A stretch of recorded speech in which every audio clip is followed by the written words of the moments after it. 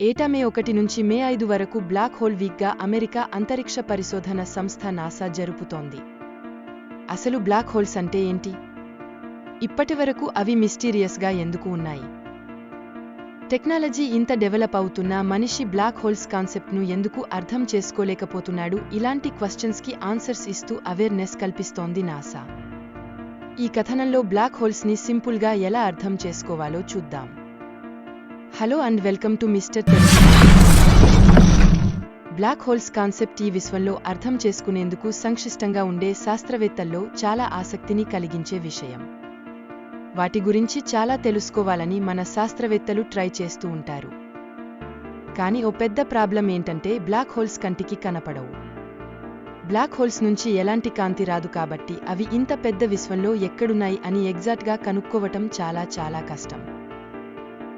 అయితే బాగా అబ్జర్వ్ చేస్తే బ్లాక్ హోల్స్ కారణంగా ఈ విశ్వంలో జరిగే కొన్ని అంశాలు వాటి ఎగ్జిస్టెన్స్ని తెలియచేస్తున్నాయి. ఆకాశంలో రాత్రిపూట మనం రోజు చూసే నక్షత్రాలు చాలానే కనిపిస్తూ ఉంటాయి కదా. అలా ఏ టెలిస్కోప్తోనో ఇంకా దూరంగా ఉండే నక్షత్రాలను గమనించుకుంటూ వెళ్ళామనుకోండి. ఓ పర్టిక్యులర్ ప్లేస్లో ఉన్న నక్షత్రాలు చాలా వేగంగా కదులుతున్నట్లు కనిపిస్తూ ఉంటాయి. ఎంత వేగమంటే గంటకు 1,000,000 మైళ్ళ వేగంతో. ఊహించుకోవటానికి భయంగా ఉంది కదా. దానికి బ్లాక్ హోల్ అని పేరు పెట్టారు. తెలుగులో కృష్ణ బెలం అంటారు. బ్లాక్ హోల్ మన సౌర కుటుంబం ఉన్న పాలపుంతకు ఎగ్జాక్ట్గా సెంటర్లో ఉన్నట్లు భావిస్తే ఈ పాలపుంత అంతా ఓ స్పైరల్ డిస్క్లా బ్లాక్ హోల్ చుట్టూ తిరుగుతున్నదన్నమాట. 2020లో 3 ఆస్ట్రోఫిజిసిస్టులు ఫిజిక్స్లో నోబెల్ ప్రైజ్ను అందుకున్నారు. బ్లాక్ హోల్స్ డార్క్ సీక్రెట్ మీద వాళ్ళు ఎన్నో ప్రయోగాలు చేశారు. ఏదో కంటికి కనిపించని ఓ భారీ ఆకారం ఈ పాలపుంతను తన చుట్టూ తిప్పుకుంటోంది. ఆ బలం బరువు దాదాపుగా మన సూర్యుడి కంటే 40 లక్షల రెట్లు ఎక్కువ అని.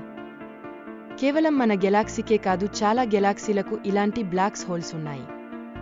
చాలా గెలాక్సీలు మన బ్లాక్ హోల్ కంటే పెద్ద బ్లాక్ హోల్స్ చుట్టూ తిరుగుతున్నాయి. బ్లాక్ హోల్ నుంచి కాంతి కూడా తప్పించుకోలేదు కాబట్టి అవి కనిపించటం లేదు. దేనినైనా తనలోకి లాగేసుకోగల శక్తి వాటికున్న దాని గ్రావిటీని తప్పించుకోవటానికి దాని చుట్టూ ఉన్న నక్షత్రాలు అంత వేగంగా తిరుగుతున్నాయి. పిల్లికి ఎలుకకు జరిగే పోరాటం. కొన్ని నక్షత్రాలు వందల వేల లక్షల సంవత్సరాలకు వాటిలోని శక్తి అయిపోయి బ్లాక్ హోల్లోకి జారిపోతున్నాయి. 2019లో తొలిసారిగా ఆస్ట్రోనామర్ 787 అనే గెలాక్సీ బ్లాక్ హోల్ను ఫోటో తీశారు. అది మన గెలాక్సీ నుంచి 55 మిలియన్ కాంతి సంవత్సరాల దూరంలో ఉంది. ఈ ఫోటోలో కూడా మనకు బ్లాక్ హోల్ క్లియర్గా కనిపించటం లేదు. దాని చుట్టూ ఉన్న కాంతి వల్ల కేవలం నీడను మాత్రమే చూడగలుగుతున్నాం. బ్లాక్ హోల్స్ ఖచ్చితంగా ఎలా ఏర్పడుతున్నాయని ఇప్పటి వరకు నిర్ధారణ కాలేదు. 2 నక్షత్రాలు పక్కపక్కనే ఉండి ఒకదాని గ్రావిటీ నుంచి మరొకటి తప్పించుకునేందుకు తిరుగుతూ ఈ గెలాక్సీల్లో ఓ అలలను సృష్టిస్తున్నాయా?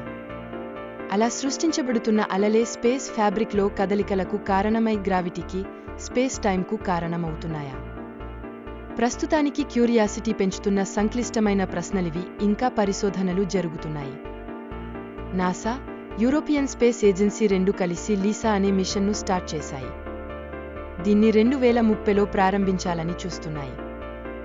బ్లాక్ హోల్స్ నుంచి వస్తున్న గ్రావిటేషనల్ వేవ్స్ను డిటెక్ట్ చేయటమే దీని పని. పూర్తిస్థాయి బ్లాక్ హోల్స్ మిస్టరీని మరికొన్నేళ్లలో మన శాస్త్రవేత్తలు ఛేదించగలుగుతారా అనేది చూడాల్సిందే.